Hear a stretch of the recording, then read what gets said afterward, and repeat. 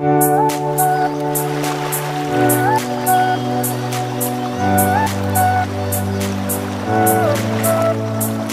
नमस्कार मंडळी, आज आहे सॅटरडे वीकेंड. तर वीकेंड म्हटलं की आपण कुठेतरी फिरायला जातो. तर आज मी तुम्हाला घेऊन चाललो आहे नवी मुंबईवरून थेट अलिबागला, आपल्या नागाव बीचला.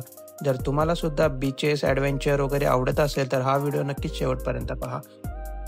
रात्री सहज अचानक प्लॅन केला व सकाळी लगेच गाडी काढून मी निघालोय अलिबागकडे. वातावरण सुद्धा खूपच भारी होतं, मला तर खूप चांगलंच वाटलेलं इथूनच निघताना.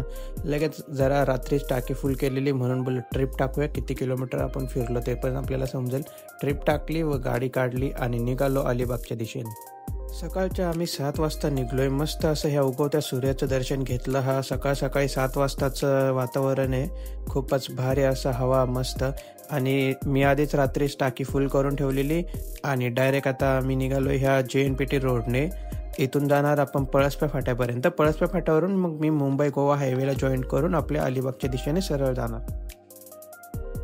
ह्या JNPT रोडला पूर्ण धूळ किती असते हे तुम्हाला देखील माहीतच असेल, त्यामुळे सेफर साईड म्हणून मी फुल एकदम हेल्मेट, रुमाल वगैरे मास्क लावून आणि ही सुद्धा फुल स्कार्फ लावून बसलेलो. कारण ह्या रोडला धूळ एवढी असते की विचारूच नका. पूर्णपणे नुसतं डोळ्यात माती जाते, तोंड पूर्ण काळं पडतं व त्या धुळीमुळे आपल्याला ॲलर्जी पण होऊ शकते. त्यामुळे आपली सेफ्टी महत्त्वाची.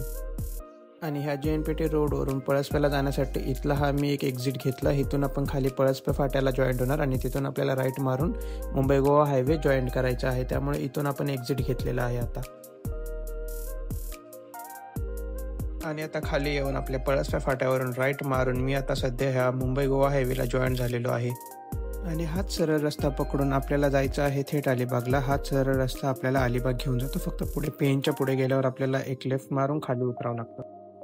मी निघालो तर होतो अलिबागला, बट जसं मी ह्या कर्नाळा बर्ड सेंच्युरीच्या जवळ आलो, इथलं हे धुक्यांचं वातावरण आणि हा पूर्ण फॉगी क्लाउड बघून मला इथून थोडं पुढे जाऊच वाटत नव्हतं. थोडा वेळ बोललो इथं थांबवून आता थोडंसं तरी या निसर्गाचा आनंद घ्यावा लागेल.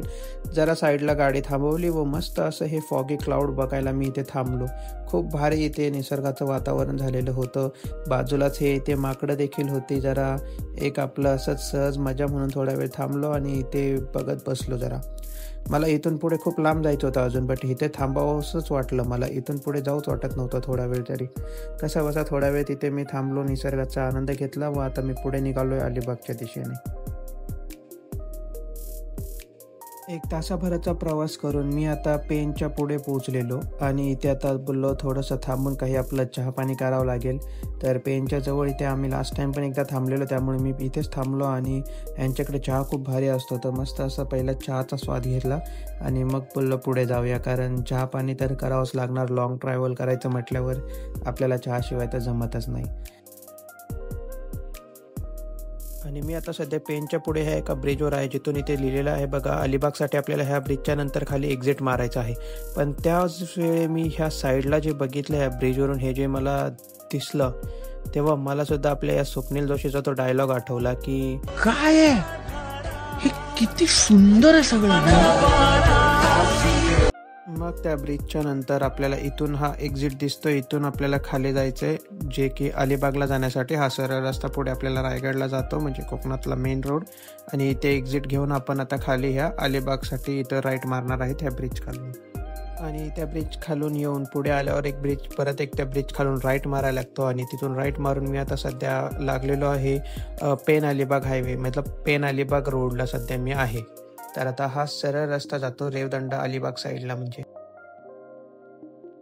आणि आता 2 तासाची बाईक राईड करून ऑलमोस्ट मी जवळ पोहोचतच आलेलो.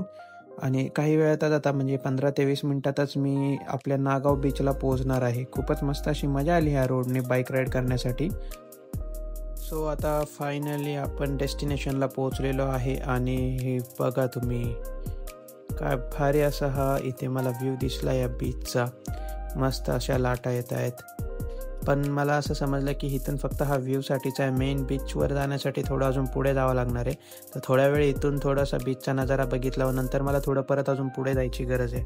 आणि आता मी आलेलो आहे जे मेन लोकेशन आहे बीचला जाण्यासाठीची, तिथे पोहोचलो. पार्किंगला इथे मी माझी बाईक पार्क केली आहे मस्त सावलीला झाडाखाली.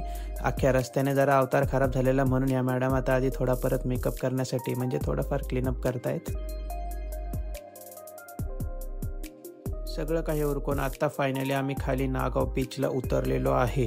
इथे मस्त असं एकदम स्वच्छ सुंदर पाणी व शांत असं वातावरण आणि या पाण्याच्या लाटांचा आवाज लगेच माणसाला एकदम असं रिलॅक्स करून टाकतो. खरंच खूपच भारी असा हा बीच आहे. कारण आज सॅटर्डे असून सुद्धा अजिबात तिथे एवढी गर्दी जाणवत नव्हती. कारण बीचच खूप मोठा आहे आणि अशी गर्दी जरा कमीच होती.